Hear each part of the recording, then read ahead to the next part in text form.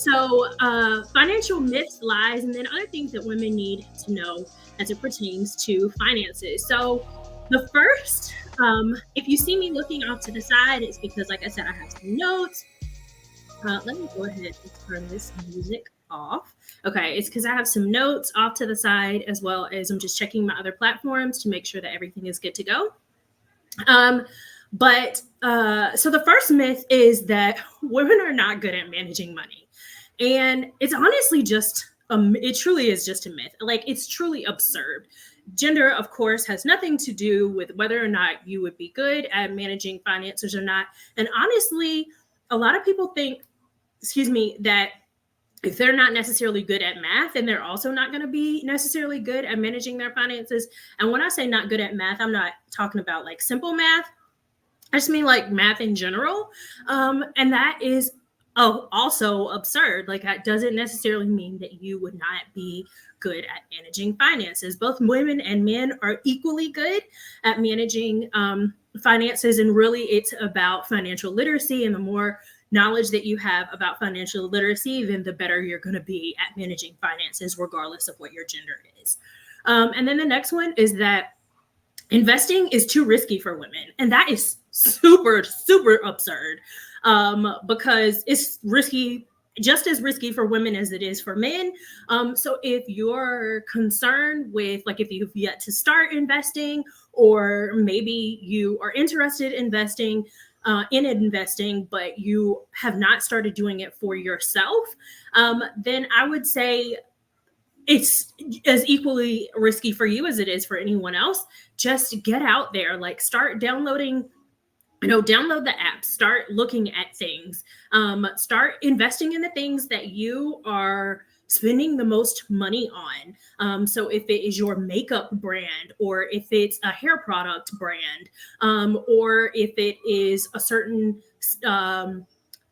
fashion designer that you like to follow, or that you have a substantial amount of their handbags, or their heels, or their sneakers, or whatever the case may be, start looking into those particular companies and consider beginning to invest in those, and then just kind of go from there. The next thing is that women don't necessarily need to worry about retirement savings as much as men do.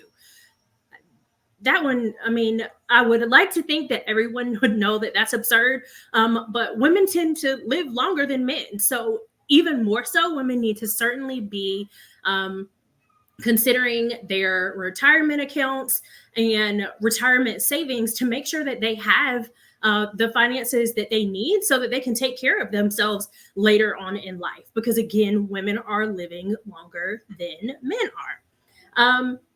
The next one is that women should leave the financial decisions to their partners.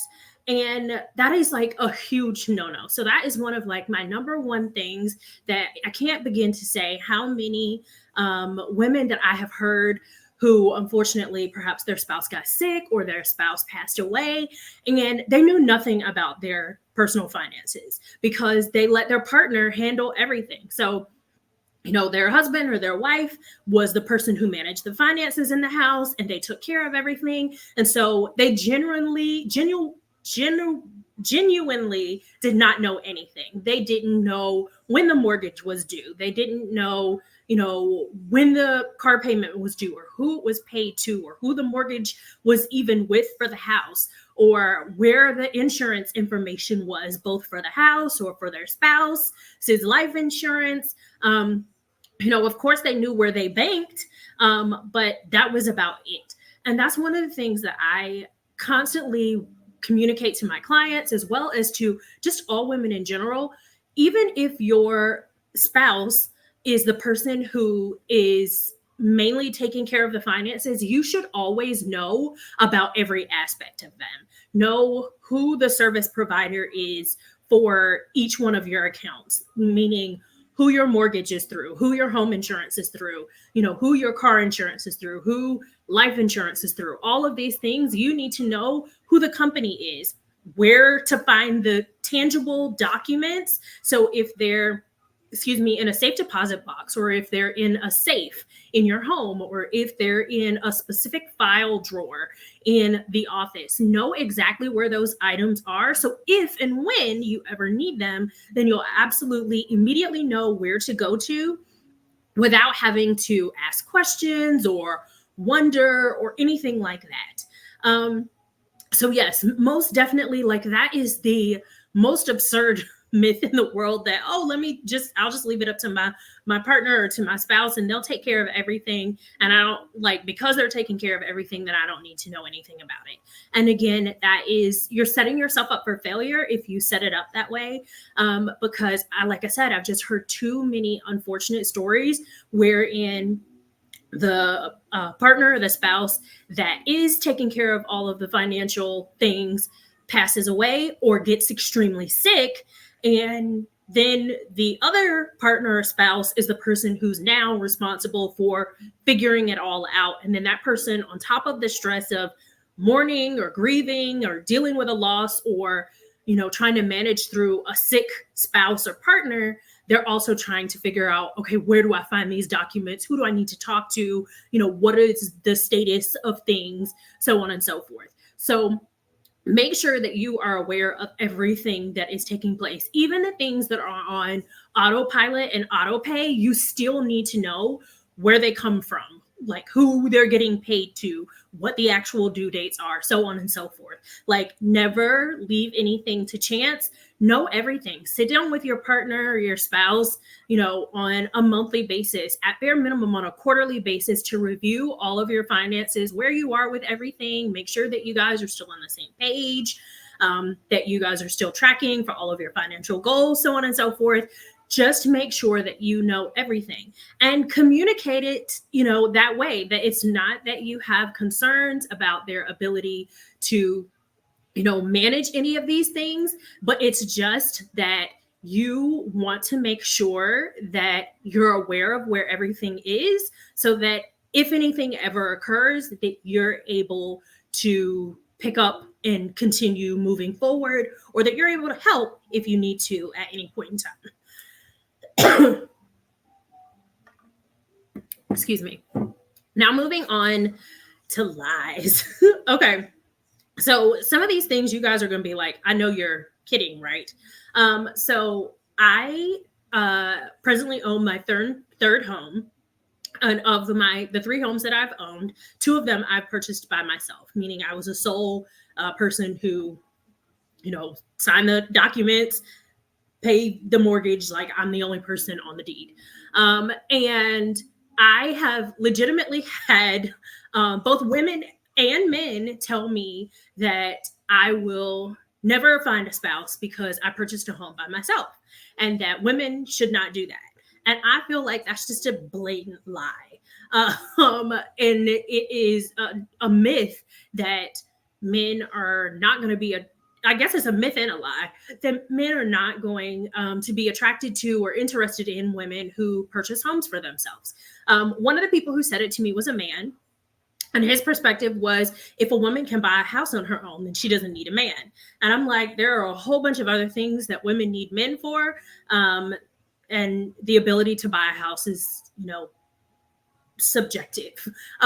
So one of my things that I would say is, if you're a single woman and you have the desire to purchase a home, don't let not being married be the thing that holds you back if you truly want a home. Now, that's not to say that when you and your spouse get married that you all can't purchase another home together, or that, you can't sell the home that you have and then buy one with them, or keep the one that you have and use it as an investment property and then buy one with them.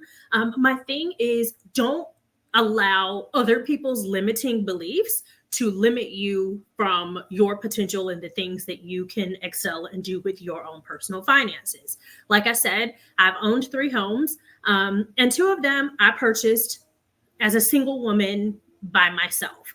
And as a matter of fact, the home that I'm in now, I purchased while I still owned my second home. So I lived in that home for 7 years, and then I moved states, and I put the home on the market for rent, and I rented it for 7 more years. So I owned it for a total of 14 years, 7 while it was my primary residence, and 7 while it was an investment property.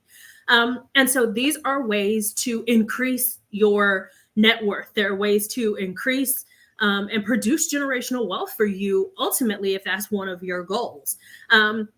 But certainly to, consistently have an additional stream of income. If you do choose to purchase one as a single woman, and then you and your spouse get married and you decide to, like I said, keep your property and rent it out, and then you all get another home together, then that gives you additional income for yourself, or additional income for your marriage, which is a great thing. Like, you're pouring more into, and you have the ability to pour more into because you have it already, versus continuing to pay somebody else's mortgage, which is essentially what you're doing when you're renting, be it an apartment or be it a home. You're paying someone else's mortgage, and you could be paying your own.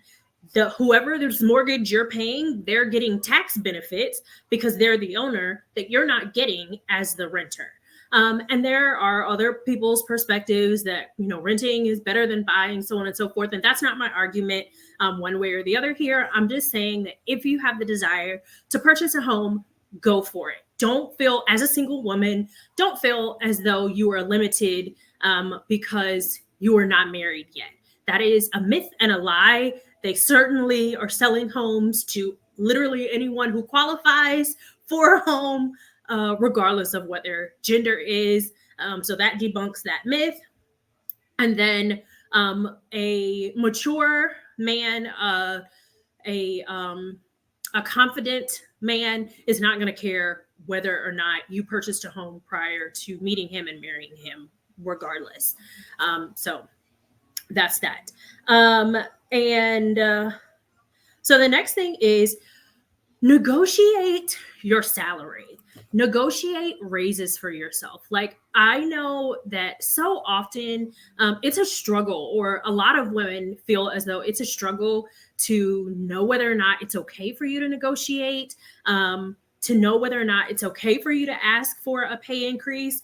If you've done the work, you have the qualifications, you've got the accolades, you have the education, whatever the requirements are for that particular job, do the research, figure out what the pay range is for that position in the particular area that you're looking for that role in, and ask for the higher end of it. A lot of times you have not because you ask not.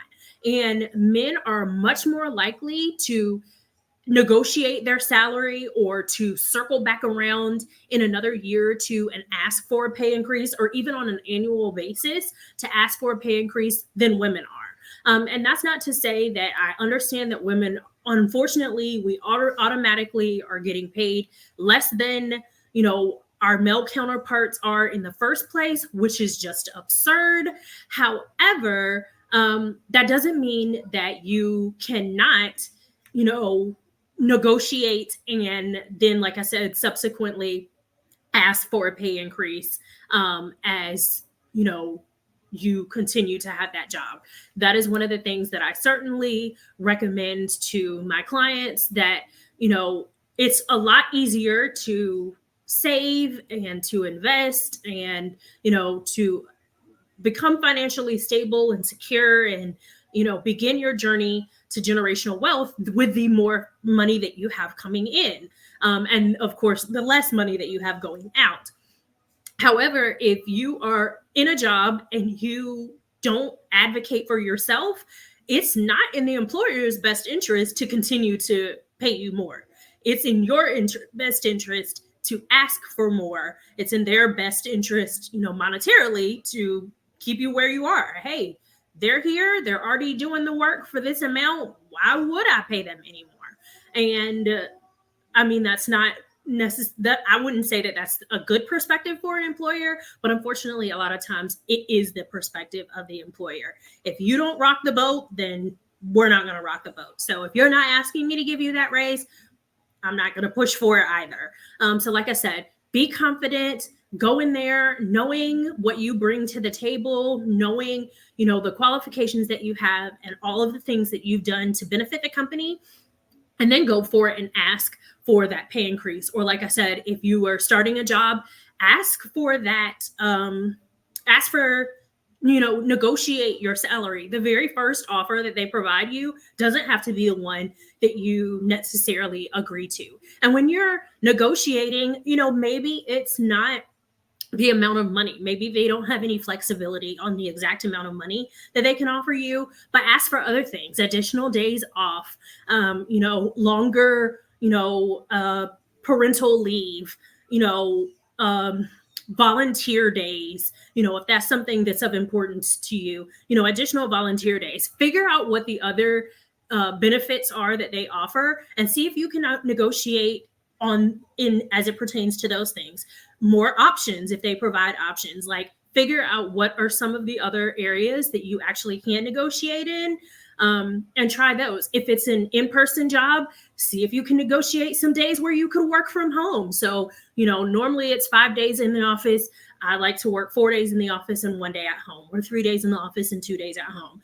Figure out what you can negotiate that's going to make you feel better and more comfortable with accepting that role. But definitely know that you can negotiate. That's one thing that we as women need to realize, is that what they offer is not the final say, that we do have the ability to ask for more, ask for what we deserve, and ask for what we desire.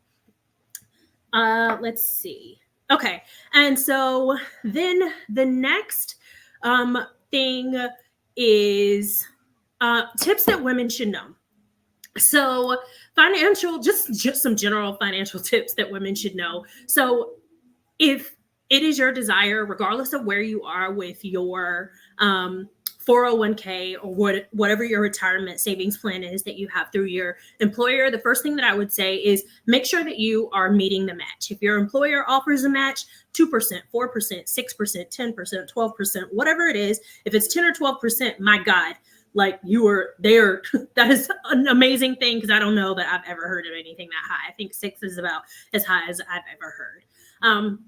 But anyhow, whatever their match is, make sure that you're meeting it, because if you're not meeting it, then you're actually leaving money on the table. They consider whatever they're willing to match to be a part of your compensation package that they offer you initially. So if you are only giving 2% and they match up to 6%, then you're leaving 4% on the table that you could be getting in quote unquote free money. And it's going to you anyway, because it's going to your retirement account for when you retire. So it just makes sense that you would go ahead and make sure that you are meeting that mark.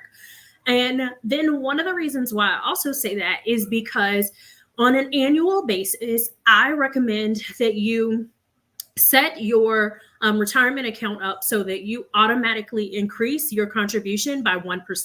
So literally, as the year rolls over, then the system would automatically increase whatever your normal contribution is by 1. And that way you're steadily increasing, so your account is steadily growing. Because a lot of people are kind of set it and forget it. Like they get the job, they set it up for whatever percentage that they are like, okay, I'm going to have this percentage taken out.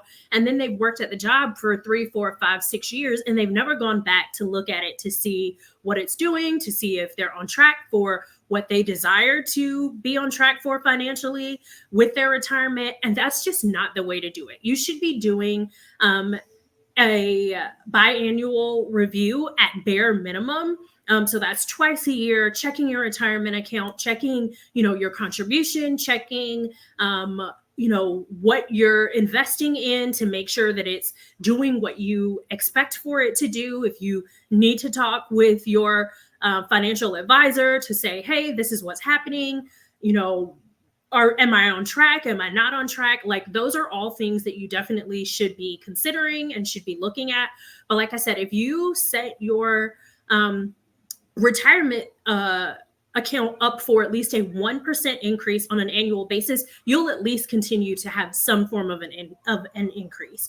And I would certainly say make sure that you're doing that until you reach the maximum that it can be, the maximum amount that you can contribute for a year. And then once your employer contributed retirement savings account has been maxed, then start contributing post taxes into your IRA. And the reason that I say this is because these are the things that if you know, you know, and if you don't know, then unfortunately you just don't know. And there are not a lot of people who are saying it. Unfortunately, a lot of women are not talking about it. And so that's the reason why I am talking about it, is because I want all of us to be in a better position financially, both now in our present, but certainly later on in our future, so that we don't have to, work after 62, after 65. Like, enjoy your life. When you retire, truly be able to retire and not continue to have to work because you have to. But if you want to continue to work, then work because you want to. Excuse me. The next thing that I would say is with your savings. If you have your savings in just a general savings account, you are making pennies on whatever amount of money is in there. So whether it's a couple of dollars, whether it's a couple $100, or whether it's a couple $1,000, you're making pennies. Look into a high yield savings account. That's going to give you a much better interest return on the funds that you have sitting there. Make sure that you have enough money in your emergency fund that you are able to take care of yourself for 3 to 6 months at minimum, working your way up to 12 months. And of course, if you are not at the point where you can save a full 3 months, start somewhere. Like, literally start somewhere. And then the other thing that I would say is, I always tell my clients, when I say emergency fund, your emergency fund is for income replacement. It is not for if my car needs a new set of tires, or if I need a new transmission, or if a window gets broken in my house and I need to replace it. Like, have sinking funds for those other areas that are specifically for those things. So a house repair account, a vehicle repair account, a travel account, holiday gifts, a sinking fund for those. But your emergency fund should truly be for income replacement. And why do I say that? I say that because in the event that something happens, like little things around your house are bound to happen. Things with your car are bound to happen. And so you're going to be pulling and pulling and pulling and pulling out of that account for those little things. And then heaven forbid, if you ever are in the position where you do have to replace your income or even supplement your income, then you're going to have dwindled it down. And now what? So that's why I say, have your emergency fund be just solely for income replacement, and then have sinking funds that are for those other specific areas that you certainly need to be saving for, but have the two kind of separated one from another. So I have a ton of more tips, but I don't want to make this even longer. I'm almost at a half an hour now. But I just wanted to let you all know I am a financial coach. I am so sorry. I'm just now realizing that I did not introduce myself. I'm Laura, financial coach and owner of Journey to Generational Wealth. And I help professional women of color relieve their financial stress, achieve financial stability and security, and begin their journey to generational wealth by eliminating their debt, by making sure that they have emergency funds set up, as well as sinking funds set up for the other areas of life that they need to save for, and then just making sure that they're on track with all of their financial goals so that they actually achieve them and they can get to where that they truly desire to be in life with their finances, and that they don't have to stress over their finances anymore. If you need assistance with any of those things, readjusting your money mindset, getting on track with your financial goals, eliminating the debt that you have, saving for an emergency fund, please reach out to me at journeytogenerationalwealth.com is my website, journeytogenerationalwealth.com. I would love to work with you. And otherwise, I look forward to seeing you guys next time. Bye, Journey to Generational Wealth gang.